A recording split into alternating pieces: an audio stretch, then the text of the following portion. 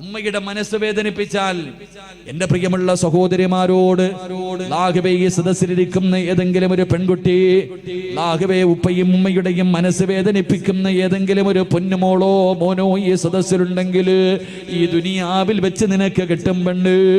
ഈ ദുനിയാവിൽ വെച്ച് തന്നെ അല്ലാഹു നിനക്ക് ശിക്ഷ തരും പെണ്ണ്. പ്രിയമുള്ള സഹോദരാ, ഫദൽ എന്ന് പറയുന്ന ഒരു ചെറുപ്പക്കാരന്റെ ചരിത്രം കാണാ. ഫദൽ എന്ന് പറയുന്ന ഒരു ചെറുപ്പക്കാരനുണ്ട്. അല്ലാഹുവേ പടച്ചവനെ, ഉമ്മ മാത്രമേ ഉള്ളൂ. ഫദൽ എന്ന് പറയുന്ന ചെറുപ്പക്കാരൻ ഒരു ദിവസം കൂട്ടുകാര് മുഴുവനും പറഞ്ഞു, ഫദലേ ഞങ്ങളെല്ലാവരും മക്കയിൽ പോകുകയാ, ഞങ്ങളെല്ലാവരും കഅബ കാണാ പോവുകയാ. ഫദലേ നീ കൂടെ ഞങ്ങളുടെ കൂടെ വരുന്നു. ഫദൽ എന്ന് പറയുന്ന ചെറുപ്പക്കാരൻ പറഞ്ഞു, ഞാൻ എൻ്റെ ഉമ്മയോട് ചോദിക്കട്ടെ, ഞാൻ എൻ്റെ ഉമ്മയോട് ചോദിക്കട്ടെ. ഫദൽ എന്ന് പറയുന്ന ചെറുപ്പക്കാരൻ വീട്ടിൽ ചെന്നിട്ട് തന്റെ ഉമ്മയോട് ചോദിച്ചു, ഉമ്മ അല്ലാഹുവിന്റെ കഅബ കാണണമെന്ന് വല്ലാത്ത ആഗ്രഹമോ, എന്റെ കൂട്ടുകാർ മുഴുവനും കഅബ കാണാ പോവുകയാണ്, ഞാനും കൂടെ പോകട്ടെ ഉമ്മ, ഞാനും കൂടെ പോകട്ടെ ഉമ്മ. ഉമ്മ പറഞ്ഞു, മോനെ ഫദിലേ നീ പോയാൽ എനിക്ക് ആരാണടാ ഉള്ളത്, എനിക്ക് ഭക്ഷണം തരാ, എന്റെ കാര്യങ്ങൾ നോക്കാൻ ആരുമില്ലല്ലോ, എന്റെ പൊന്നുമോര് പോകണ്ട എന്ന് ഫദിൽ എന്ന് പറയുന്ന മകനോട് പറയുമ്പോ കൂട്ടുകാരുടെ മുന്നിൽ ചെന്നിട്ട് പറഞ്ഞു, എന്റെ ഉമ്മ എനിക്ക് അനുവാദം തന്നില്ല. കൂട്ടുകാര് മുഴുവനും കളിയാക്കുകയാണ്, അല്ലാഹുവിന്റെ കഅബ കാണാൻ പോലും നിന്റെ ഉമ്മ നിനക്ക് അനുവാദം തരുന്നില്ലല്ലോ. കൂട്ടുകാര് മുഴുവനും കളിയാക്കിയിട്ട് അവിടെ നിന്ന് നടന്നു പോവുകയാണ്. ഫദൽ എന്ന് പറയുന്ന ചെറുപ്പക്കാരൻ തന്റെ വീട്ടിലേക്ക് കടന്നു വന്നു. പിന്നെയും ഉമ്മയോട് ചോദിച്ചു, ഉമ്മ അല്ലാഹുവിന്റെ കഅബ കാണാൻ പോകട്ടെ. ഉമ്മ പറഞ്ഞു, വേണ്ട മോര്, ഉമ്മ പറഞ്ഞു, വേണ്ട മോര്. ഫദൽ എന്ന് പറയുന്ന ചെറുപ്പക്കാരന് വല്ലാത്ത ദേഷ്യം തോന്നി. അവസാനം ഉമ്മയുടെ അനുവാദം ചോദിച്ചില്ല. കഅബയിലേക്കല്ലേ പോകുന്നത്, അല്ലാഹുവിന്റെ ഭവനത്തിലേക്കല്ലേ പോകുന്നത്. ഫദൽ എന്ന് പറയുന്ന ചെറുപ്പക്കാരന് തന്റെ ഉമ്മയുടെ അനുവാദം ചോദിക്കാതെ വീട് വിട്ടിറങ്ങുകയാ. മക്കയിലേക്ക് കഅബ കാണാ പോവുകയാ, മക്കയിലേക്ക് കഅബ കാണാ പോവുകയാ. ഇങ്ങനെ പോകുമ്പോ മനസ്സിനകത്തൊരു സമാധാനമില്ല, കൂട്ടുകാരുടെ കൂടെ എത്താനും കഴിയുന്നില്ല, ഉമ്മയുടെ പൊരുത്തമില്ലാതാണ് ഇറങ്ങി വന്നത്. മനസമാധാനം കിട്ടാതെ വന്നപ്പോ അവിടെ നിന്ന് ചിന്തിച്ചു, അല്ലാ ഒന്ന് രണ്ടരക്കത്ത് നിസ്കരിക്കാമല്ലോ പടച്ചവര്, നിസ്കരിച്ചാ മനസമാധാനം കിട്ടുമല്ലോ. ഫദൽ എന്ന് പറയുന്ന ചെറുപ്പക്കാരന് ഒതുവെടുത്തിട്ട് പള്ളിക്കകത്ത് കയറിയിട്ട് രണ്ടരക്കത്ത് നിസ്കരിക്കുകയോ. നിസ്കാരം കഴിഞ്ഞിട്ട് വെളിയിലേക്ക് ഇറങ്ങുമ്പോ നാട്ടുകാർ മുഴുവനും പള്ളിയിലേക്ക് ഓടി വരികയാണ്. കാരണം എന്തെന്നറിയുമോ, ആ നാട്ടിൽ വലിയ ഒരു മോഷണം നടന്നു, മോഷണം നടന്നു. കള്ളനോടിയത് പള്ളിയുടെ ഭാഗത്തേക്കാട്. ഫദൽ എന്ന് പറയുന്ന ചെറുപ്പക്കാരനാണ് കള്ളനെന്ന് കരുതിയിട്ട് നാട്ടുകാർ മുഴുവനും തല്ലുകയോ, കൈകാല് കെട്ടുകയാണ്, കൈകാല് കെട്ടുകയാണ്. എന്നിട്ട് എന്തേ ചെയ്തതെന്നറിയുമോ, ഇവന് ഒരിക്കലും മോഷ്ടിക്കാൻ പാടില്ല, ഇനി ഒരിക്കലും ഇവന് മോഷ്ടിക്കാൻ പാടില്ല. രണ്ട് കൈയും വെട്ടിമുറിക്കുകയാ, രണ്ട് കാലും വെട്ടിമുറിക്കുകയാ, രണ്ട് കണ്ണും ചൂടുന്നെടുക്കുകയോ.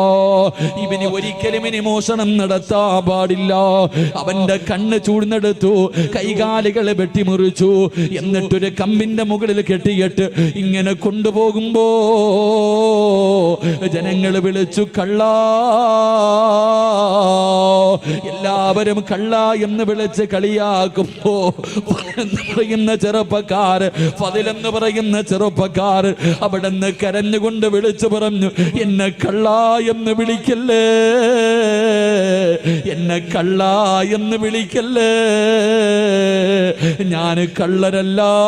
എന്റെ ഉമ്മയുടെ മനസ്സ് വേദനിപ്പിച്ചത് അല്ലാഹു എനിക്ക് തന്ന ശിക്ഷയാ. എന്റെ ഉമ്മയുടെ മനസ്സ് വേദനിപ്പിച്ചതൊരു പടച്ചറപ്പ് എനിക്ക് തന്ന ശിക്ഷയാ. എന്റെ പെങ്ങള് അവസാനം കൊണ്ടുവന്ന് മരുഭൂമിയിൽ വലിച്ചെറിയുകയോ. അവിടെ നിന്ന് മരണത്തോട് മല്ലടിക്കുമ്പോ ഫദൽ എന്ന് പറയുന്ന ചെറുപ്പക്കാരൻ ആ മരുഭൂമിയിൽ കിടന്ന് യാചിക്കുന്നു, ആരെങ്കിലും എന്റെ ഉമ്മയുടെ മുന്നിലൊന്ന് കൊണ്ടുപോകുവോ, മരിക്കുന്നതിന് മുമ്പ് എൻ്റെ ഉമ്മയുടെ വീടിന്റെ മുന്നിൽ എന്നെ ഒന്ന് കൊണ്ടുപോകുവോ, ഒന്ന് പൊരുത്തം ചോദിക്കാരാ, എൻ്റെ ഉമ്മയോടൊന്ന് പൊരുത്തം ചോദിക്കാരാ. മരണത്തിന്റെ വേളയിൽ പടച്ചവരെ വഴിയിൽ കിടന്ന് യാചിക്കുന്നത് കണ്ടപ്പോ ഏതോ യാത്രക്കാര് പറഞ്ഞ അടയാളം വെച്ചൊരു വീടിന്റെ മുന്നിൽ കൊണ്ടുവന്ന് വെക്കുകയാണ്. വീടിന്റെ മുന്നിൽ കൊണ്ടുവച്ചോ. പടച്ചറപ്പേ, വാതില് തുറന്നിട്ടൊരു ഉമ്മ ഇറങ്ങി വരികയാണ്. ആ യാത്രക്കാര് ചോദിച്ചു, ഉമ്മ,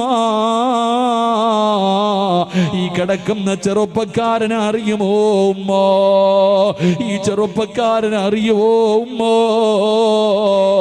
ആ ഉമ്മ നോക്കുമ്പോ കൈയില്ലാതെ, കണ്ണില്ലാതെ, കാലില്ലാതെ രക്തത്തിൽ കുളിച്ച് കിടക്കുന്നവരെ ചെറുപ്പക്കാരൻ ആരാണെന്നറിയുന്നില്ല, ആരാണെന്നറിയുന്നില്ല. ആ ഉമ്മ പറഞ്ഞു, മക്കളെ, ഇതാരാണെന്ന് എനിക്കറിയില്ല എന്ന് പറയുമ്പോ തന്റെ പ്രിയപ്പെട്ട ഉമ്മയുടെ ശബ്ദം കേൾക്കുമ്പോ ഫദില് വിളിക്കുന്നു, ഉമ്മ, ഞാനാണുമ്മ, ഞാനാണുമ്മ. ഉമ്മയുടെ മനസ്സ് വേദനിപ്പിച്ചിട്ട് മക്കയിലേക്ക് പോയ ഫദിലാ ഉമ്മ. എനിക്കല്ലാഹു ഈ ദുനിയാവിൽ വെച്ച് തന്നെ ശിക്ഷ തന്നു എന്ന് പറയുമ്പോ എന്റെ പ്രിയപ്പെട്ട പെങ്ങള്, ഉമ്മയുടെ മനസ്സ് വേദനിപ്പിച്ചിട്ട് ഒളിച്ചോടിയവളല്ല, കണ്ടവന്റെ കൂടെ പോയവളല്ല, സിനിമയ്ക്ക് പോയവളല്ല, കറങ്ങാൻ പോയവളല്ല, കളിക്കാൻ പോയവളല്ല. അല്ലാഹുവിന്റെ വിശുദ്ധമായ കഅബ കാണാൻ പോയ ഒരു മകന് അല്ലാഹു ദുനിയാവിൽ വെച്ച് തന്നെ ഇങ്ങനെ ഒരു ശിക്ഷ കൊടുത്തു എന്ന് പ്രവാചകം പഠിപ്പിക്കുമ്പോ ഇനി പറപെങ്ങള് രക്ഷപ്പെടുവോ മോള്, രക്ഷപ്പെടുവോ മോള്? വാപ്പയുടെയും ഉമ്മയുടെയും കണ്ണ് നിറയിപ്പിക്കുന്ന ചെറുപ്പക്കാരാ, എന്റെ പ്രിയപ്പെട്ട പെങ്ങള്, വല്ലാഹി സത്യം രക്ഷപ്പെടൂല മോള്, വല്ലാഹി സത്യം ഒരു കാലത്തും രക്ഷപ്പെടൂല. അതുകൊണ്ട് എന്റെ പ്രിയമുള്ളവരോട് പറയുകയാ, മാതാപിതാക്കളെ സ്നേഹിക്കടേ. ഉമ്മയുടെ കാൽച്ചുവട്ടിലാ സ്വർഗം കിടക്കുന്നത്, ഉമ്മയുടെ കാൽച്ചുവട്ടിലാ സ്വർഗം കിടക്കുന്നത്. അല്ലാഹുവേ, എന്റെ പ്രിയപ്പെട്ടവരെ, നമ്മുടെ മാതാപിതാക്കള് സ്വന്തം ഉമ്മാനെ ചീത്ത വിളിക്കുന്നവരുണ്ട്, ഉമ്മാനെ ചീത്ത വിളിക്കുന്നവരുണ്ട്, തല്ലുന്നവരുണ്ട്, ഉമ്മാനെ വഴക്ക് പറയുന്ന മക്കളുണ്ട്. എന്റെ പ്രിയപ്പെട്ട ചെറുപ്പക്കാരാ, അങ്ങനെ കഴിയുന്നടാ. ഇന്ന് ലക്ഷങ്ങൾ മുടക്കിയിട്ട്, ഇന്ന് ലക്ഷങ്ങളെ ചെലവഴിച്ചിട്ട് നീ ഒരു മനോഹരമായ വീട് കെട്ടി, നീ ഒരു മനോഹരമായ വീട് കെട്ടി. ആ വീടിനകത്ത് സുഖമില്ലാതെ രോഗം പിടിച്ച് കിടക്കുന്ന നിന്റെ ഉമ്മയൊന്ന് കാർക്കിച്ചു തുപ്പിയാൽ, രോഗം പിടിച്ച് ബോധമില്ലാതെ കിടക്കുന്ന ഉമ്മ നിന്റെ വീടിന്റെ ബെഡ്റൂമിനകത്തൊന്ന് മൂത്രമൊഴിച്ചാൽ, അല്ലാഹുവേ, മാന വഴക്ക് പറയുന്ന മക്കളുണ്ടല്ലോ, മാന ചീത്ത വിളിക്കുന്ന മക്കളുണ്ടല്ലോ. എടാ, നിന്റെ വീടിന്റെ ബെഡ്റൂമിനകത്ത് നിന്റെ ഉമ്മയൊന്ന് തുപ്പിയപ്പോ നിനക്ക് സഹിച്ചില്ലല്ലോ. നിന്റെ ഉമ്മയൊന്ന് ബെഡിൽ മൂത്രമടിച്ചപ്പോ അറിഞ്ഞുകൊണ്ടല്ലോ, അറിയാതെ അല്ലേ പോരെ? ആ പാവങ്ങൾ അങ്ങനെ ഒന്ന് വിസർജനം നടത്തിയപ്പോ നിന്റെ ഉമ്മാനെ വഴക്ക് പറയുന്ന ചെറുപ്പക്കാരാ, നീ എവിടെ കിടന്നാടാ മൂത്രമൊഴിച്ചതെന്നറിയോ? നീ എവിടെ കിടന്നാണ് മൂത്രമൊഴിച്ചതെന്നറിയോ? ഉമ്മാന്റെ നെഞ്ചത്ത് കിടന്ന് നീ എത്ര പ്രാവശ്യം മൂത്രമൊഴിച്ചടാ? നിന്റെ ഉമ്മ ബെഡിലല്ലേ കഴുകിയാ പോകുമല്ലോ. നീ ഉമ്മയുടെ ശരീരത്ത് കിടന്ന് വിസർജനം നടത്തിയില്ലേ? നീ നിന്റെ ഉമ്മ നിന്റെ വീട്ടിലെന്ന് തുപ്പിയപ്പോ നിനക്ക് വല്ലാത്ത ദേഷ്യം വന്നോ? എത്ര പ്രാവശ്യം നിന്റെ ഉമ്മയുടെ മുഖത്തുകൂടെ നീ ഛർദിച്ചടാ? ഉമ്മ വഴക്ക് പറഞ്ഞില്ലല്ലോ, സ്നേഹത്തോടെ കെട്ടിപ്പിടിച്ചതല്ലാതെ നിന്റെ ഉമ്മ ഇന്ന് വരെ നിന്നോടൊന്ന് ദേഷ്യപ്പെട്ടിട്ടുണ്ടോ? ഒരു വഴക്ക് പറഞ്ഞിട്ടുണ്ടോ? ആ പാവപ്പെട്ട ഉമ്മയുടെ ഇന്നത്തെ അവസ്ഥ എന്തേ ചെറുപ്പക്കാരാ? മോനെ, എങ്ങനെ കഴിയുന്നു ചെറുപ്പക്കാരാ? എത്ര വേദന സഹിച്ചിട്ടുണ്ടാകും മോര്. 9.5 മാസക്കാലം ആ ഉമ്മയല്ലേടാ വയറ്റത്ത് ചുമന്നുകൊണ്ട് നടന്നത്. ഒന്ന് ഭക്ഷണം കഴിക്കാൻ കഴിയില്ലല്ലോ, ഒന്ന് നടക്കാൻ കഴിയില്ലല്ലോ, ഒന്ന് കിടക്കാൻ കഴിയില്ലല്ലോ. കഴിയുന്നില്ലല്ലോ. പടച്ചിറപ്പേ, 9.5 മാസക്കാലം നിന്നെ വയറ്റിൽ ചുമന്നുകൊണ്ട് നടന്നു. മരണവേദനയുടെ വേദനയിൽ നിന്ന് പ്രസവിച്ചു. നിന്നെ പാല് തന്നിട്ട് നിന്നെ ഇത്രയും കൊല്ലം പോറ്റി പടത്തിയില്ലേടാ. നിനക്കെങ്ങനെയാ നിന്റെ ഉമ്മയുടെ മനസ്സ് വേദനിപ്പിക്കാൻ കഴിയുന്നത്? വാപ്പയെ വേദനിപ്പിക്കാൻ കഴിയുന്നത്?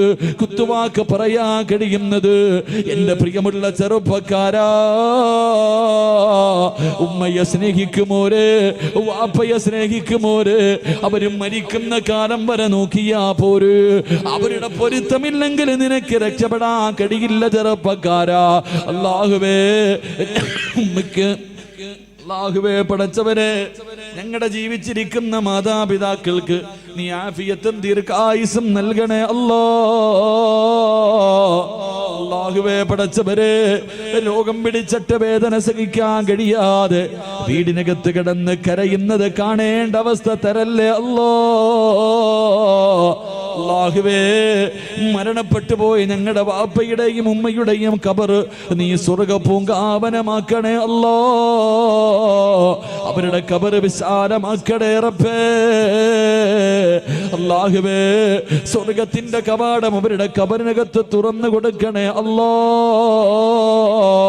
അല്ലാഹുവേ,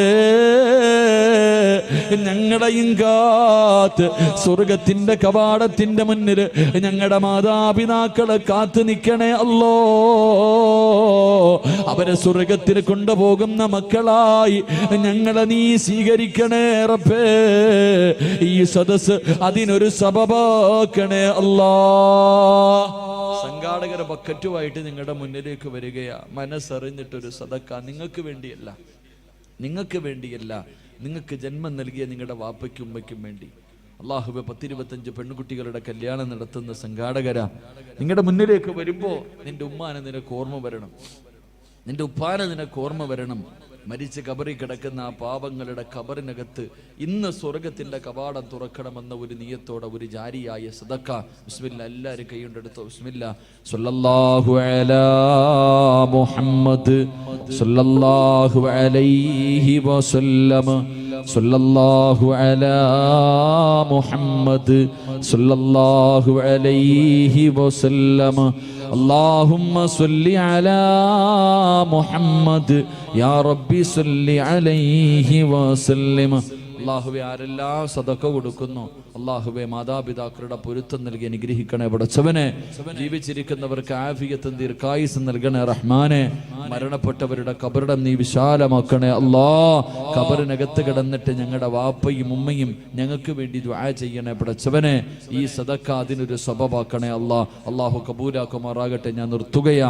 എൻ്റെ പ്രിയമുള്ള സഹോദരങ്ങളെ, മാതാപിതാക്കളെ സ്നേഹിക്കുന്ന മകൻ അല്ലാഹു കൊടുക്കുന്ന പ്രതിഫലം എന്തെന്നറിയോ? വാപ്പയെയും ഉമ്മയെയും സ്നേഹിക്കുന്ന മക്കൾക്ക് അല്ലാഹു കൊടുക്കുന്ന പ്രതിഫലം മഹാനായ നബി മുഹമ്മദ് മുസ്തഫ സല്ലല്ലാഹു അലൈഹി വസല്ലമ തങ്ങൾ അല്ലാഹുവിന്റെ പ്രവാചകന് സ്വർഗത്തിലൂടെ കടന്നു പോകുമ്പോൾ, അല്ലാഹുവിന്റെ പ്രവാചകൻ സല്ലല്ലാഹു അലൈഹി വസല്ലമ തങ്ങൾ സ്വർഗത്തിലൂടെ കടന്നു പോകുമ്പോൾ ഒരു സ്വഹാബി സ്വർഗത്തിന്റെ മധ്യഭാഗത്തൊരു കൊട്ടാരത്തിനകത്തിരുന്ന് ഖുർആൻ ഓതുകയാണ്. കൊട്ടാരത്തിന്റെ മധ്യഭാഗത്ത് ഉയരമുള്ള ഒരു സ്ഥലത്തിരുന്നിട്ടൊരു സഹാബി ഇങ്ങനെ ഖുർആൻ ഓതുന്നു. എല്ലാവരും ആ ഖുർആൻ ഓതുന്നത് ഇങ്ങനെ കേട്ടുകൊണ്ടിരിക്കുക. അള്ളാഹുവിന്റെ പ്രവാചകൻ സല്ലല്ലാഹു അലൈഹി വസല്ലമ തങ്ങൾ ചോദിച്ചു, ആരാ ഈ സ്വർഗത്തിലിരുന്ന് ഖുർആൻ ഓതുന്ന ഈ ചെറുപ്പക്കാരൻ ആരാ? അവിടെ നിന്ന് പറഞ്ഞു കൊടുത്തു മഹാനായി നബി സല്ലല്ലാഹു അലൈഹി വസല്ലമ തങ്ങൾ. ആയിഷാ ബീബി റളിയല്ലാഹു തആല അൻഹയുടെ ചരിത്രം പറഞ്ഞു കൊടുക്കുമ്പോൾ ആയിഷാ ബീബി റളിയല്ലാഹു തആല അൻഹ ചോദിച്ചു, ആരാ നബിയേ സ്വർഗത്തിലിരുന്ന് ഖുർആൻ ഓതുന്ന ചെറുപ്പക്കാരൻ ആടാ? അവിടെ നിന്ന് പറഞ്ഞു, ഹാരിസ് ഇബ്നു നുഅ്മാൻ റളിയല്ലാഹു തആല അൻഹു. ഹാരിസ് ഇബ്നു നുഅ്മാൻ എന്ന് പറയുന്ന ചെറുപ്പക്കാരനാ. ഈ പ്രതിഫലം കിട്ടാനുള്ള കാരണം തൻ്റെ ഉമ്മയെ സ്നേഹിച്ചതിനുള്ള പ്രതിഫലമാണെന്ന് നബി മുഹമ്മദ് മുസ്തഫ സല്ലല്ലാഹു. സ്വർഗത്തിലിരുന്ന് ഖുർആൻ ഓതാൻ പറ്റുന്ന സ്വർഗത്തിലെ ഉയർന്ന പദവി അല്ലാഹു നൽകും. അല്ലാഹു നൽകി അനുഗ്രഹിക്കുമാറാകട്ടെ. അതുകൊണ്ട് എൻ്റെ പ്രിയപ്പെട്ട സഹോദരങ്ങളോട് സഹോദരിമാരോട്, നമ്മുടെ ഉമ്മാനെയും ഉപ്പാനെയും ഒരു കാലത്തും അവരുടെ മനസ്സ് വേദനിപ്പിക്കരുത്. അവരുടെ കണ്ണ് നിറയുന്ന ഒന്നും ചെയ്യാൻ പാടില്ല. അവർ നമ്മളെ എന്തൊക്കെ ചെയ്താലും എത്ര തല്ലിയാലും, ചില ചെറുപ്പക്കാർ ചോദിക്കും, ഉമ്മയുടെ സ്വഭാവം വളരെ മോശമാ ഉസ്താദെ, എന്ത് ചെയ്യാനാ? എന്ത് ചെയ്താലും നമ്മുടെ ഉമ്മ തന്നെയാണ്. ഉമ്മയ്ക്ക് പകരം വെക്കാൻ ഒന്നും കഴിയില്ല. അള്ളാഹു നമ്മുടെ ഉമ്മയ്ക്ക് ദീർഘായുസ് നൽകി അനുഗ്രഹിക്കുമാറാകട്ടെ.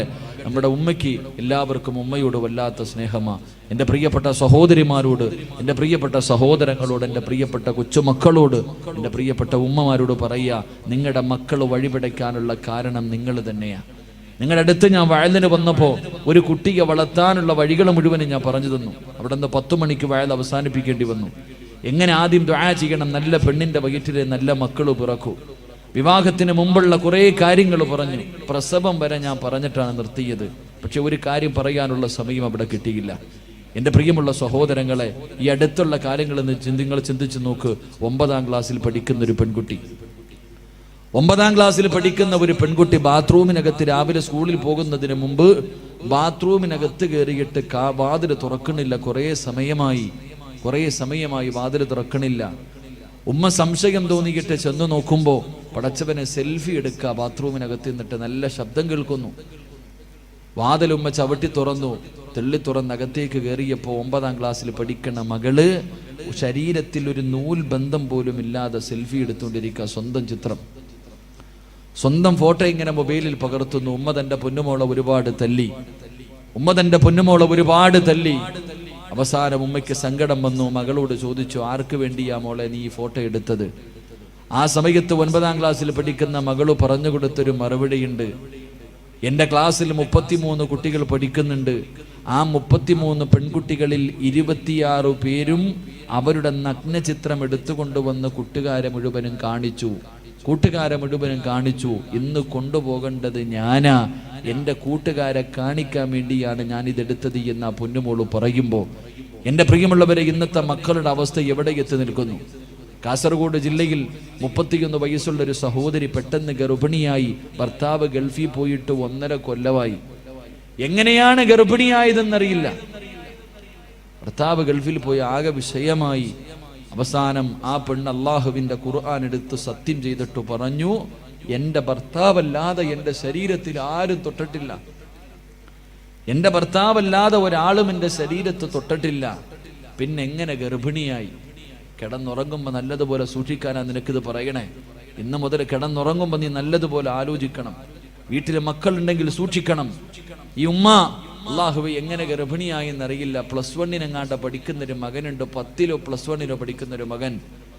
ഈ മകന്റെ സ്വഭാവത്തിലൊരു മാറ്റം കണ്ടപ്പോ ആരോ കൊണ്ടുപോയി ഒരു കൗൺസിലിംഗ് നടത്തിയപ്പോൾ ആ മകൻ പറഞ്ഞു, എൻ്റെ ഉമ്മയുടെ വയറ്റിൽ കിടക്കണ കുഞ്ഞിന്റെ തന്ത ഞാനാണെന്ന്. അള്ളാഹു നമ്മളെ കാക്കുമാറാകട്ടെ.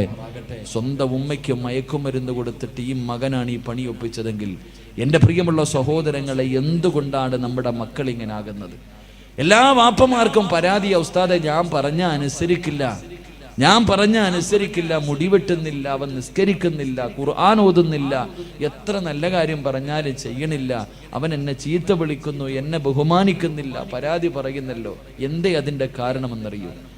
നിങ്ങളുടെ മക്കൾ വഴിപിടച്ചു പോകാനുള്ള കാരണം, നാട്ടുകാരൊരു പഴഞ്ചൊല്ല് പറയാറുണ്ട്, കുഞ്ഞിലെ ശീലം അവസാനം വരെ ഉണ്ടാകുമെന്ന്.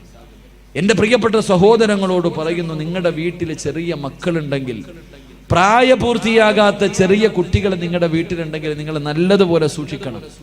ചെറിയ മക്കൾ നിങ്ങളുടെ വീട്ടിലുണ്ടെങ്കിൽ നിങ്ങൾ പറയും, ഉസ്താദേ കുട്ടിയല്ലേ, കുഞ്ഞല്ലേ, അവനൊന്നും അറിയില്ല എന്നാ നമ്മൾ വിചാരിക്കണേ. എൻ്റെ പ്രിയമുള്ളവരെ, അള്ളാഹുവിൻ്റെ വിശുദ്ധമായ ഖുർആൻ പറഞ്ഞു, 3 സമയങ്ങളിൽ പ്രായപൂർത്തിയാകാത്ത മക്കൾ ഉമ്മയുടെയും വാപ്പയുടെയും ബെഡ്റൂമിൽ കിടക്കണമെങ്കിൽ അനുവാദം ചോദിക്കണമെന്ന് അള്ളാഹുവിൻ്റെ വിശുദ്ധ ഖുർആൻ. 3 സമയം. സ്വന്തം ഉപ്പാന്റെ ഉമ്മാന്റെ റൂമിൽ കയറണമെങ്കിൽ അനുവാദം ചോദിക്കണം. പ്രായപൂർത്തിയാകാത്ത കൊച്ചുമക്കൾ, 9 വയസ്സിന്റെ താഴെ പ്രായമുള്ള കുട്ടികൾ, 3 അവസരത്തിൽ 1ാമത്തെ അവസരം സുബഹിക്ക് മുമ്പുള്ള സമയം, നട്ടുച്ച സമയം, ഇശായിക്ക് ശേഷമുള്ള സമയം. ഈ 3 സമയത്തും ഉമ്മയുടെയും വാപ്പയുടെയും ബെഡ്റൂമിലേക്ക് മക്കൾ കയറാൻ പാടില്ല, അനുവാദം ചോദിക്കണം. കാരണം സുബഹിക്ക് മുമ്പുള്ള സമയം ഉമ്മയും വാപ്പയും നല്ല ഉറക്കത്തിലാ. ഉമ്മയുടെ ഔറത്ത് തുറന്നു കിടക്കാം, വാപ്പയുടെ ഔറത്ത് തുറന്നു കിടക്കാം. ചെറിയ കുട്ടി ഓടി ചെല്ലുമ്പോൾ ഉമ്മയുടെ ഔറത്ത് കണ്ട ആ മകന്റെ മനസ്സിന്റെ ഉള്ളിൽ അത് പതിയും, അവൻ തലതിരിഞ്ഞു പോകാൻ അത് കാരണമാകും. സ്വന്തം വാപ്പയുടെ ഔറത്ത് 8 വയസ്സുള്ള മകള് കണ്ടാൽ, 7 വയസ്സുള്ള മകള് കണ്ടാൽ അവരുടെ മനസ്സിന്റെ ഉള്ളിലകത്തിന് ചിന്ത, ഭാവിയിൽ അത് ബാധിക്കാൻ സാധ്യതയുണ്ട്. അതുകൊണ്ട് അള്ളാഹുവിന്റെ ഖുർആൻ പറഞ്ഞു, സ്വന്തം വാപ്പയുടെയും ഉമ്മയുടെയും ഔറത്ത് പോലും മക്കള് കാണാൻ പാടില്ല എന്ന് ഖുർആൻ പഠിപ്പിക്കുമ്പോൾ നിങ്ങൾ എന്തേ ചെയ്യണത്? ഇന്ന് നിങ്ങൾ ഇംഗ്ലീഷ് പടം കാണുന്നത് ഒരുമിച്ചിരുന്നല്ലേ? വാപ്പായും ഉമ്മായും മക്കളും കൂടെ ഒരുമിച്ചിരുന്നിട്ട് ഇംഗ്ലീഷ് പടം കാണുന്ന കാലം, അരപ്പാവാടയിട്ട് ആടുന്ന പെണ്ണിന്റെ ആട്ടം കാണുന്ന കാലം. പിന്നെ ഓടിയില്ലെങ്കിലല്ലേ കുഴപ്പമുള്ളൂ. അല്ലാഹു ഈമാൻ നൽകുമാറാകട്ടെ, അല്ലാഹു ഈമാൻ നൽകുമാറാകട്ടെ. ചെറിയ മക്കള് വീട്ടിലുണ്ടെങ്കിൽ എന്റെ പ്രിയമുള്ള സഹോദരങ്ങളെ, ഒരു ചരിത്രം പറഞ്ഞുകൊണ്ട്, അല്ലാഹുവേ പടച്ചവനെ, ഈ സദസ്സിലിരിക്കുന്ന മാതാപിതാക്കൾക്ക് അല്ലാഹുവേ പടച്ചവരെ സമാധാനം കിട്ടാൻ ഒരു ചരിത്രം സൂക്ഷിക്കാൻ ഒരു ചരിത്രം പറഞ്ഞു തരാ. മഹാനായ ജാബിർ റളിയല്ലാഹു തആല അൻഹു, അല്ലാഹുവിന്റെ പ്രവാചകന്റെ സ്വഹാബിയാണ് ജാബിർ റളിയല്ലാഹു തആല അൻഹു. 2 മക്കളാണുള്ളത്, 2 ആൺമക്കളാണുള്ളത്. ജാബിർ തങ്ങളും ഭാര്യയും മക്കളും വല്ലാത്ത സന്തോഷമാ. ഒരു ദിവസം സന്തോഷം കാരണം അവരെല്ലാവരും തുള്ളിച്ചാടുകയാണ്. അതിന്റെ കാരണം എന്തെന്നറിയോ? അവരുടെ വീട്ടിലേക്ക് മഹാനായ അസ്റഫുൽ ഖൽഖ് നബി മുഹമ്മദ് മുസ്തഫ സല്ലല്ലാഹു അലൈഹി വസല്ലമ തങ്ങള്, അല്ലാഹുവിന്റെ പ്രവാചകനും സഹാബത്തും ഭക്ഷണം കഴിക്കാൻ വരികയാണ്. റസൂലുള്ള വിരുന്ന് വരുന്ന ദിവസമോ. സന്തോഷം കാരണം ജാബിർ തങ്ങളും ഭാര്യയും കിടന്ന് വല്ലാത്ത സന്തോഷത്തിലാ. ജാബിർ തങ്ങൾ പറഞ്ഞു, പെണ്ണേ, അല്ലാഹുവിന്റെ റസൂലിന് ഭക്ഷണമുണ്ടാക്കുക. ഭാര്യ അടുക്കളയിലേക്ക് ഭക്ഷണമുണ്ടാക്കാൻ പറഞ്ഞു വിട്ടിട്ട് ജാബിർ റളിയല്ലാഹു തആല അൻഹു അല്ലാഹുവിന്റെ റസൂലിന് കൊടുക്കണമല്ലോ. ആടിന്റെ ഇറച്ചി വല്ലാത്ത ഇഷ്ടമാണല്ലോ. ഓടി ചെന്നിട്ട് ഒരു ആടിനെ പിടിച്ച് അറുക്കുകയാണ്. ഒരാടിനെ പിടിച്ചറുത്തു. എന്നിട്ട് അതിന്റെ ഇറച്ചി മുഴുവനും എടുത്തിട്ട് അടുക്കളയിലേക്ക് കടന്നു വന്ന് പ്രിയപ്പെട്ട ഭാര്യയുടെ കൂടെ അടുക്കളയിൽ നിന്ന് കറിയുണ്ടാക്കുകയോ. അവിടെ നിന്ന് ഭർത്താവ് ഇറച്ചിക്കറി വെക്കുന്നു, ഭാര്യ ചപ്പാത്തി റെഡിയാക്കുന്നു. 2 മക്കളെ വീടിന്റെ വെളിയിൽ നിന്ന് കളിക്കുകയാണ്. 2 പേർക്കും പ്രായപൂർത്തിയായിട്ടില്ല. അല്ലാഹുവേ, വീടിന്റെ വെളിയിൽ നിന്ന് കളിച്ചു കൊണ്ടിരിക്കുമ്പോ മൂത്ത മകൻ അനുജനോട് ചോദിച്ചു, മൂത്തവനുണ്ടല്ലോ അനുജനോട് ചോദിച്ചു, മോനെ, വാപ്പ ആടിനെ അറുക്കുന്നത് എങ്ങനെയാണെന്ന് കണ്ടോ? വാപ്പ ആടിനെ അറുത്തത് എങ്ങനെയാണെന്ന് കണ്ടോ? ജേസൻ അനുജനോട് ചോദിച്ചപ്പോ അനുജൻ പറഞ്ഞു, ഇല്ലയിക്കാ, വാപ്പ ആടിനെ അറുത്തത് എങ്ങനെയാണെന്ന് ഞാൻ കണ്ടില്ല. മോന് കാണണോ? വാപ്പ ആടിനെ അറുത്തത് എങ്ങനെയാണെന്ന് കാണണോ? അനുജൻ പറഞ്ഞു, കാണണമിക്കാ. എന്തേ ചെയ്തതെന്നറിയുവോ? എന്തേ ചെയ്തതെന്നറിയുവോ? പടച്ചറപ്പേ, വാപ്പ ആടിനെ അറുത്ത കത്തിയെടുക്കുകയാണ്. വാപ്പ ആടിനെ അറുത്ത കത്തിയെടുക്കുകയാ. എന്നിട്ടൊരു കയറെടുത്തു. എന്നിട്ട് തന്റെ കൂടപ്പുറപ്പിന്റെ ചാരത്തേക്ക് കടന്നു വരികയാണ്. വാപ്പാടിന്റെ കൈകാല് കെട്ടിയതുപോലെ അനുജന്റെ കൈകാല് കെട്ടുകയാ. എന്നിട്ട് വാപ്പാടിന്റെ കഴുത്ത് തിരിച്ചു വെച്ചതുപോലെ തന്റെ സഹോദരന്റെ കഴുത്തിങ്ങനെ തിരിച്ചു വെക്കുകയാണ്. എന്നിട്ട് വാപ്പാടിന്റെ കഴുത്തിലെ കത്തി വെച്ചറുത്തല്ലോ. ആ കത്തിയെടുത്തിട്ട് തന്റെ പൊന്നാര അനുജന്റെ കഴുത്തിൽ വെച്ചിട്ടറുക്കുകയാ. സുബ്ഹാനല്ലാഹ്. തന്റെ അനുജന്റെ കഴുത്തറ്റു പോവുകയാണ്. അല്ലാഹുവേ, മരണവ് പ്രാണത്തിൽ കിടന്ന് പിടയുകയാണ്. തന്റെ പൊന്നാര അനുജനുണ്ടല്ലോ, അല്ലാഹുവേ, മരണത്തോട് മല്ലടിക്കുന്നത് കണ്ടപ്പോ, അവിടെ കിടന്ന് കൈകാലുകൾ ഇട്ടടിക്കുന്നത് കണ്ടപ്പോ കയ്യിലിരുന്ന കത്തിയെടുത്ത് വലിച്ചെറിഞ്ഞിട്ട് ഈ പൊന്നുമോനോടുകയാ. അല്ലാഹുവേ, തന്റെ പൊന്നാര അനുജന് പിടഞ്ഞു പിടഞ്ഞു മരിക്കുന്നത് കണ്ടപ്പോ പേടിച്ച് ഈ പൊന്നുമോനോടുകയാണ്. അല്ലാഹുവേ, ഉയരമുള്ള സ്ഥലത്തേക്ക് ഓടിക്കേറുകയാ. ഉയരമുള്ള സ്ഥലത്തേക്ക് ഓടിക്കേറുമ്പോ അവന്റെ കാല് തെറ്റിയിട്ട് താഴെ വീഴുകയാ. വീഴുന്ന അവസരത്തില് ആ പൊന്നുമകന്റെ തല ഒരു കല്ലിലടിച്ചിട്ട് അവന്റെ തല പൊട്ടിയിട്ട് തലച്ചോറ് തിറയ്ക്കുകയാണ്. അവന്റെ തലച്ചോറ് തെറിക്കുകയാ. അവിടെ കിടന്നിട്ടൊന്ന് കരയാ, ഒന്ന് വിളിക്കാ പോലെ കഴിഞ്ഞില്ല. ആ പൊന്നുമോന്റെ തല പൊട്ടിയിട്ട് അവിടെ കിടന്ന് രക്തമൊലിച്ചവനും മരണപ്പെടുകയോ. രണ്ട് മക്കള് വീടിന്റെ വെളിയിൽ മരിച്ചു കിടക്കുന്നു. ഭാര്യയും ഭർത്താവും ഒന്നും അറിയാതെ അടുക്കളയിൽ നിന്ന് ഭക്ഷണം വെക്കുകയാണ്. അവസാനം നെയ്തീർന്നു പോയി. ജാബിറുതങ്ങളുടെ ഭാര്യയുണ്ടല്ലോ, നെയ്വാങ്ങുന്നതിന് വേണ്ടി വീടിന്റെ വെളിയിലേക്ക് കടന്നു വരികയോ. നെയ്വാങ്ങുന്നതിന് വേണ്ടി വീടിന്റെ വെളിയിലേക്ക് കടന്നു വരുമ്പോ സുബ്ഹാനല്ലാഹ്, ഒരുമ്മ കാണാൻ കഴിയാത്ത കാഴ്ചയല്ലേ. രണ്ടാമത്തെ പൊന്നുപോര് തലവേറെ ഉടല് വേറ് പടച്ചവരെ മരിച്ചു കിടക്കുന്ന ഒരു രംഗമോ ആർക്കാ താകാൻ കഴിയോ? ഏതുമ്മയ്ക്കാ താകാൻ കഴിയോ? എന്തേ സംഭവിച്ചതെന്നറിയില്ലോ. തന്റെ പൊന്നാര മകന്റെ മയ്യത്തിന്റെ മുന്നിലിരുന്നിട്ട് പ്രിയപ്പെട്ട ഭാര്യ കരയുകയാ. അവൾ ഈമാനുള്ളവളാ. അല്ലാഹുവേ, അവിടെ ഇരുന്ന് ചിന്തിച്ചുറപ്പേ, എന്റെ ഭർത്താവിനോട് പറയാ പാടില്ലല്ലോ, എന്റെ ഭർത്താവ് ഇതറിയാ പാടില്ലോ, എന്റെ മകൻ മരിച്ചത് ഭർത്താവ് അറിയാ പാടില്ല. കാരണം അല്ലാഹുവിന്റെ റസൂൽ ഇന്ന് ഭക്ഷണം കഴിക്കാ വരുന്ന ദിവസമോ ഇത് മരണവീടാകാ പാടില്ല. റസൂലുള്ള പോയതിനു ശേഷമേ എന്റെ ഭർത്താവ് ഇതറിയാ പാടുള്ളൂ. പടച്ചറപ്പേ, തന്റെ പൊന്നുമോന്റെ മയ്യത്തെടുത്തിട്ട് മാറ്റിക്കിടത്തുകയാണ്. ഒരു തുണിയെടുത്ത് പുതച്ചു. തന്റെ പൊന്നാര മകന്റെ മയ്യത്തിങ്ങനെ മറച്ചു വെച്ചിട്ട് അവിടെ നിന്ന് മുന്നോട്ട് നടക്കുമ്പോ അതാ കിടക്കുന്നു തന്റെ മൂത്തമോര്. തലച്ചോറ് പൊട്ടിച്ചിതറി കിടക്കുകയാണ്. അവനും മരിച്ചു കിടക്കുകയാ. തന്റെ പൊന്നാര അനുജന്റെ കൂടെ ആ പൊന്നുമോന്റെ മയ്യത്തും കൊണ്ടുവന്ന് കിടത്തുകയാണ്. രണ്ടുപേരെയും ഒരുമിച്ച് കിടത്തിയിട്ട് തുണിയെടുത്ത് മറച്ചിട്ട് അല്ലാഹുവേ വീടിനകത്തേക്ക് കടന്നു ചെല്ലുകയാ. തന്റെ പ്രിയപ്പെട്ട ഭാര്യയുടെ കണ്ണ് നിറഞ്ഞിരിക്കുന്നത് കണ്ടപ്പോ ജാബിർ തങ്ങൾ ചോദിച്ചു, പെണ്ണേ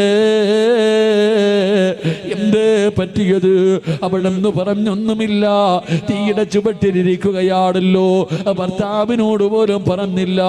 അവസാനം എന്റെ പ്രിയമുള്ളവര് അതാ വരുന്നു അസ്റഫുൽ ഖൽഖ് നബി മുഹമ്മദ് മുസ്തഫ സല്ലല്ലാഹു അലൈഹി വസല്ലമ തങ്ങള് അല്ലാഹുവിന്റെ റസൂൽ കടന്നു വരികയാണ്. പ്രവാചകൻ ഇങ്ങനെ കടന്നു വരുമ്പോ റൂഹുൽ അമീൻ മലക്ക് ജിബ്രീൽ അലൈഹിസ്സലാം ഇറങ്ങി വരികയാണ്. അവിടെ വന്നിട്ട് പറയുന്നു, നബിയേ, പോകുന്ന വീട്ടില് 2 കുട്ടികളുണ്ട് നബിയേ. ഭക്ഷണം കഴിക്കുന്ന സമയത്ത് ഭക്ഷണം കഴിക്കാനിരിക്കുമ്പോ ആ മക്കളെ കൂടെ വിളിച്ചിരുത്തിയട്ടെ ഭക്ഷണം കഴിക്കാ പാടുള്ളൂ. ജിബ്രീൽ വന്ന് പറഞ്ഞിട്ട് പോവുകയാണ്. അല്ലാഹുവിന്റെ റസൂൽ വീടിന്റെ മുന്നിൽ വന്നു. അവിടെ നിന്ന് സലാം പറഞ്ഞു. വീടിനകത്ത് കയറി ജാബിർ റളിയല്ലാഹു തആല കഴിക്കുന്നതിന് വേണ്ടി ഭക്ഷണം എടുത്തു വെച്ചു. കഴിക്കാ സമയമായപ്പോ അല്ലാഹുവിന്റെ റസൂൽ ചോദിച്ചു, ജാബിറേ, മക്കളെവിടെ ജാബിറ്? അവരെ കൂടെ വിളിക്ക് ജാബിറ്, ഒരുമിച്ചിരുന്ന് ഭക്ഷണം കഴിക്കാ ജാബിറ്. ജാബിർ തങ്ങൾക്ക് വല്ലാത്ത സന്തോഷമായി. എന്റെ മക്കൾ എത്ര വലിയ ഭാഗ്യവാന്മാരാ, അല്ലാഹുവിന്റെ റസൂലിന്റെ കൂടെ ഇരുന്ന് ഭക്ഷണം കഴിക്കാ ഭാഗ്യമുണ്ടല്ലോ. അവിടെ നിന്ന് വിളിച്ചു, പെണ്ണ്, മക്കളെ റസൂലുള്ള വിളിച്ചു കൊണ്ടുവാ. ജാബിർ തങ്ങളുടെ ഭാര്യയുടെ ഹൃദയത്തിനകത്ത് ഹൃദയം പൊട്ടുന്നത് പോലെയാണ് വാർത്ത കേട്ടത്. അവിടെ നിന്ന് പറഞ്ഞില്ല, അല്ലാഹുവിന്റെ റസൂലിനോട് ഭക്ഷണം കഴിക്കാ പറ. ജാബിർ തങ്ങൾ പറഞ്ഞില്ല, പെണ്ണേ, മക്കളെ വിളിക്ക്. രണ്ടാമതും പറഞ്ഞു, റസൂലുള്ളയോട് ഭക്ഷണം കഴിക്കാ പറ. മൂന്നാമതും ജാബിർ തങ്ങൾ വിളിക്കാ പറഞ്ഞു. എന്നിട്ടും വിളിക്കാതെ വന്നപ്പോ വല്ലാത്ത ദേഷ്യം വന്നു. തന്റെ പ്രിയപ്പെട്ട ഭാര്യയോട് ദേഷ്യപ്പെടുകയാ. റസൂലുള്ളാഹിന്റെ കൂടെ ഇരുന്ന് എന്റെ മക്കൾക്ക് ഭക്ഷണം കഴിക്കാൻ അവസരം കിട്ടുമ്പോ നീ എന്തിനാണ് തടസ്സം നിൽക്കുന്നത്? അവിടുന്ന് വഴക്ക് പറഞ്ഞപ്പോ സഹികെട്ടിട്ട് തന്റെ പ്രിയപ്പെട്ട ഭർത്താവിന്റെ കയ്യിൽ പിടിച്ച് വീടിന്റെ വെളിയിലേക്ക് കൊണ്ടുപോയി മറച്ചിട്ടിരിക്കുന്ന മറയങ്ങ് മാറ്റുമ്പോ സുബ്ഹാനല്ലാഹ്, ജാബിർ തങ്ങൾ മക്കളുടെ മയ്യത്തിന്റെ മുന്നിൽ തളർന്നു വീഴുകയാ. തന്റെ പൊന്നാര മക്കള് രണ്ടുപേരും മരിച്ചു കിടക്കുന്ന രംഗം കാണുമ്പോ ജാബിർ റളിയല്ലാഹു തആല മയ്യത്തിന്റെ മുന്നിലിരുന്നിട്ട് പൊട്ടിക്കരയുകയാണ്. ആ സമയമുണ്ടല്ലോ ജാബിർ തങ്ങളുടെ പ്രിയപ്പെട്ട ഭാര്യ, അല്ലാഹുവിനെ പേടിയുള്ള പെണ്ണ്, ഈമാനുള്ള പെണ്ണ്, ദീനിനെ കുറിച്ച് അറിവുള്ള പെണ്ണ്, തന്റെ പ്രിയപ്പെട്ട ഭർത്താവ് തന്റെ മക്കളുടെ മയ്യത്തിന്റെ മുന്നിലിരുന്ന് കരയുമ്പോ തലയില് കൈവച്ചിട്ട് അവിടെന്ന് ചോദിച്ചു, ജാബിറേ കരയുകയാണോ ജാബിറ്? കരയുകയാണോ ജാബിറ്? ഇത് അല്ലാഹുവിന്റെ പരീക്ഷണമാ. തോറ്റുകൊടുക്കല്ലേ, തോറ്റുകൊടുക്കല്ലേ. ഇത് പടച്ച റബ്ബിന്റെ പരീക്ഷണമാ ജാബിറ്. നമ്മുടെ വീടിനകത്തിരിക്കുന്നതാരെന്നറിയുവോ? ഈ ലോകം മുഴുവനും പടക്കാൻ കാരണക്കാരനായ അല്ലാഹുവേ, ഉമ്മയെക്കാല് വാപ്പയെക്കാല് മക്കളെക്കാല് സ്വന്തം ജീവനെക്കാല് സ്നേഹിക്കേണ്ട പ്രവാചകന് ഭക്ഷണം കഴിക്കാൻ വീടിനകത്തിരിക്കുമ്പോ സ്വന്തം മക്കളുടെ മയ്യത്തിന്റെ മുന്നിലിരുന്ന് കരയുകയാണോ ജാബിറേ? എഴുന്നേക്ക് ജാബിറ്, എഴുന്നേക്ക് ജാബിറ്. റസൂലുള്ളാഹി ഒന്നും അറിയാ പാടില്ല, പ്രവാചകനൊന്നും അറിയാ പാടില്ല. ഭക്ഷണം കടിച്ചു പോകുമ്പോഴേ പറയാ പാടുള്ളൂ. അതുകൊണ്ട് കണ്ണുനീര് തുടച്ചു കൊടുക്കുകയാണ്. തന്റെ പ്രിയപ്പെട്ട ഭർത്താവിന്റെ കണ്ണുനീര് തുടപ്പിച്ചിട്ട് ജാബിർ റളിയല്ലാഹു തആല പ്രവാചകന്റെ മുന്നിലേക്ക് പറഞ്ഞു വിടുമ്പോ ഈ ചരിത്രം എന്തിനാണ് പറഞ്ഞതെന്നറിയുമോ? അല്ലാഹുവേ, പ്രായപൂർത്തിയാകാത്ത മക്കള് നമ്മുടെ വീട്ടിലുണ്ടെങ്കിൽ നല്ലതുപോലെ ശ്രദ്ധിക്കണേ വാപ്പാ. അല്ലാഹുവേ, നല്ല കാര്യങ്ങൾ മാത്രമേ ചെയ്യാവൂ.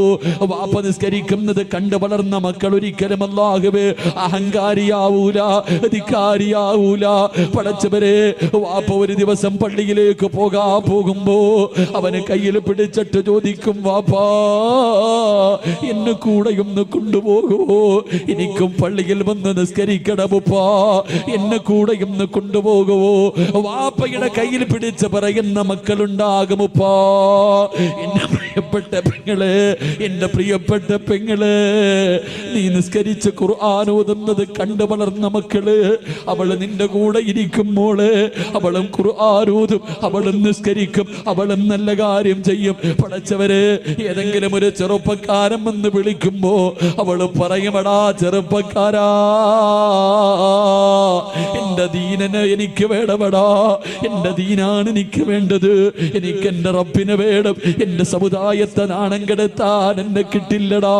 എത്ര കൊല്ലം നീ എന്റെ പുറകെ നടന്നാൽ എന്നെ വഴിപിടപ്പിക്കാൻ കഴിയില്ലടോ. ഇന്നീ അഖാഫുല്ലാഹ്, എനിക്ക് പടച്ച റബ്ബിനെ പേടിയാടാ. അങ്ങനെ പറയുന്നവര് മക്കള് നമുക്ക് വേണ്ടി. അതുകൊണ്ട് എന്റെ പ്രിയമുള്ളവരോട് പറയുകയാ, ആദ്യം നന്നാകേണ്ടത് വാപ്പയും ഉമ്മയുമാ, ആദ്യം നന്നാകേണ്ടത് വാപ്പയും ഉമ്മയുമാ. നിങ്ങളെ കണ്ടാണ് മക്കള് വളരുന്നത്, നിങ്ങളെ കണ്ടാണ് മക്കള് പ്രവർത്തിക്കുന്നത്. അതുകൊണ്ട് എന്റെ പ്രിയമുള്ളവരോട് വാഴ്ന്നു നിർത്തുകയാ, എന്റെ പ്രിയമുള്ളവരോട് വാഴ്ന്നു നിർത്തുകയാ. എന്റെ പ്രിയമുള്ളവര്, ഏത് തലതിരിഞ്ഞു പോയ മക്കളും നന്നാകണമെന്ന് ആഗ്രഹമുണ്ടോ? മാതാപിതാക്കൾ പറഞ്ഞാൽ അനുസരിക്കാത്ത മക്കള് കാരണം കണ്ണുനീര് കുടിക്കുന്ന എത്രയോ ഉപ്പമാരുണ്ട്, എത്രയോ ഉമ്മമാരുണ്ട്.